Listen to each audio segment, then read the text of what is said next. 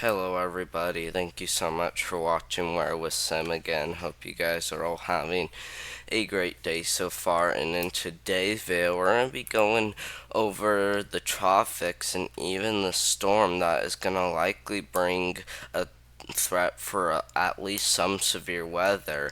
We have continued to see changes every day and even every video. So whether you guys think that's what the weather's gonna be or not, we'll definitely see some changes. So it's okay because meteorologists are predicting far into the future. So usually those things can be wrong. There's usually a pretty low chance of getting those right. So I'm not gonna worry about that anymore though. So we're gonna go ahead and take a look at the tropics. I'm just gonna bring my mic down a little bit, just so it lines up with my face. And as you guys probably do see, there is a chance of development over here in the Caribbean, and this has a 40% chance of development in the next 7 days, which I was kind of surprised about because I thought hurricane season was gonna be over. But since it is there, we definitely have to be monitoring this. Make sure you keep your eye on this. This will most likely impact the Caribbean islands, but I think that it's just going to go straight out to sea and maybe go into Portugal, but we don't know for sure yet. This might even make like a U-turn, or this might even just go straight. Well, we don't really know yet, so we'll have to see. Climate Prediction Center outlook. We're going to start off with the 6 to 10 day outlook, and as you see, we do have a good chance for above average temperatures across places like the eastern United States, and the most likely area heads from the upper Midwest and into the Ohio Valley and even Tennessee. And then we even got a chance for slightly above average temperatures across portions of the western United States, and then even a chance for below. But for Alaska, they're going to see well below average temperatures, especially if you look, because if you look, we're seeing that very dark blue area right there that indicates a chance for well below average temperatures. And we usually don't worry about Alaska too much because it's not like super populated, but it is kind of like wintry out there, and I definitely don't want to go there, but if you guys want to, you can. But over here at the precipitation outlook, we do have a good chance for above average precipitation across the eastern United States, at least the East Coast area. And then as we head farther west is where the chance for above average precipitation gets more likely. This heads from Southern California, getting into all of Arizona, most of New Mexico, and into the panhandle of Texas. And then this even includes at least the southeast half of Colorado, and then this heads into western Kansas. So make sure you guys are being aware of this.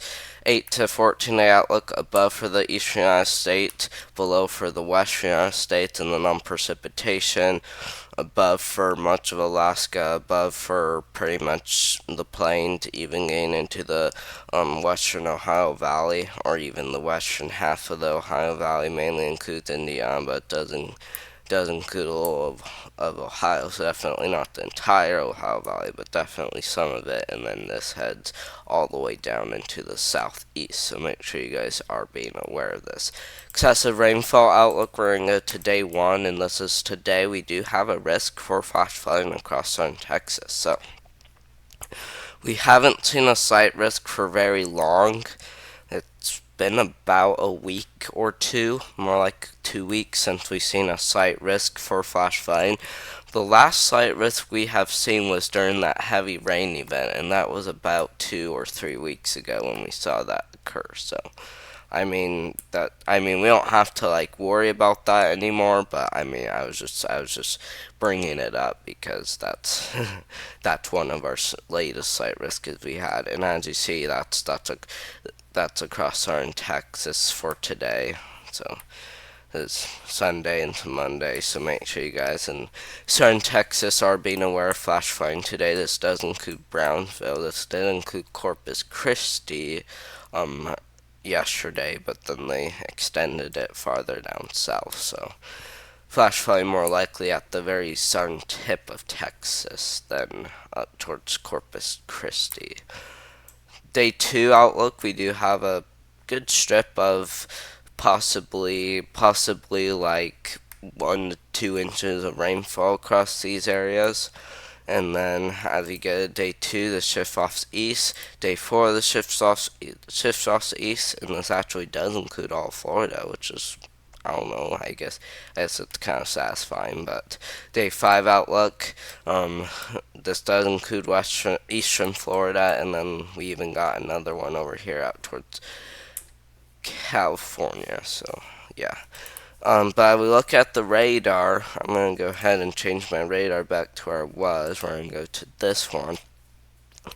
And as you see, we got some pretty active storms across the south right here that will likely bring a risk for at least some severe weather. And then as we take this forward, maybe some isolated thunderstorms across southern Indiana, but definitely not like any badder than just that one spot right there. And as we take this forward, we'll we'll likely see at least some more storms across Texas. So it depends, but we'll keep watching because I mean we're still heading days out, so there's always gonna be changes. So whether like I put that for my thumbnail or not, we're always gonna see changes with that. So not everything is always gonna be right. I'm just struggling on what's gonna really happen. But I mean, none of this is my fault. These are the model's fault on how they show me the weather, and that usually determines the title of my video. But really, all we have to watch for is this storm down here in the Dixie Alley area, getting into like up here into the Lower Ohio Valley. So yeah.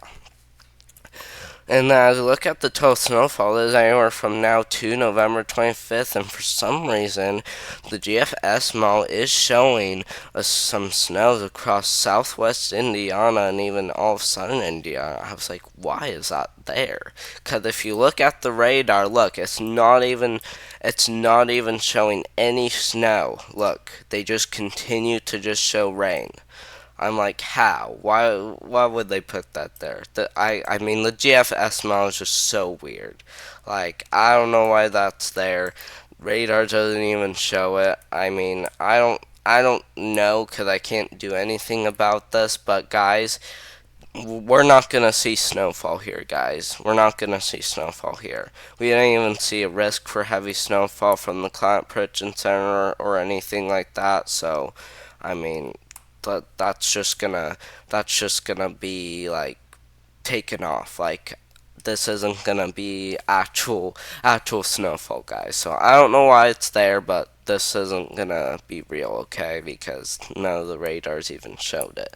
But out here to the west, we do have some pretty widespread areas of like 2 to 5 inches of snowfall. Even some areas gain about a foot of snow too as well, especially across Idaho. But I mean, lots of other areas like in New Mexico maybe have a chance for a foot. So it depends. But up towards New England and eastern Maine, pretty good chance for a foot of snow too as well. So we'll have to keep watching. I look at total precipitation. That is anywhere from now to November 26th, and as you do see, pretty good chance for precipitation across the south, getting into the southeast. We do have this isolated spot next to Jacksonville, up to 7 inches of rain possible, or up to a foot of rain possible actually. But this isn't just going to be for one day. Like I said, it is anywhere from now to November 26th. So there's just a toll for that, and then we're even seeing some pretty nasty amounts across the western panhandle of Florida, getting into southern Alabama, even southern Louisiana, even the very southern part of Mississippi. So that area just right there, and then heads all the way into Texas. So we'll have to really watch closely. But I mean, if you got any plans around this area, just be prepared for at least some flash flooding, especially because we're seeing up to a foot of rain. But there's also another thing I can show you. I just gotta find it. Let's see here. Um, I think I go to this one right here. And as you see, this precipitation moves. So if you look on November 14th, we're going to see up to 2 inches of rainfall for Louisiana. And then as we continue to take this forward, we're gonna see this big strip of precipitation head across the south area and even the Dixie Alley area, and then this will continue to head north to the Lower Ohio Valley, and then that will just die down in the Ohio Valley. And as we continue to take this forward, we even got more precipitation occurring. So I mean, that's pretty cool that I can to let you guys know when we see that total precipitation. But this was just letting you know which days and which times we'll get that much precipitation. But if we look at the jet stream forecast, we're going to continue to take this forward.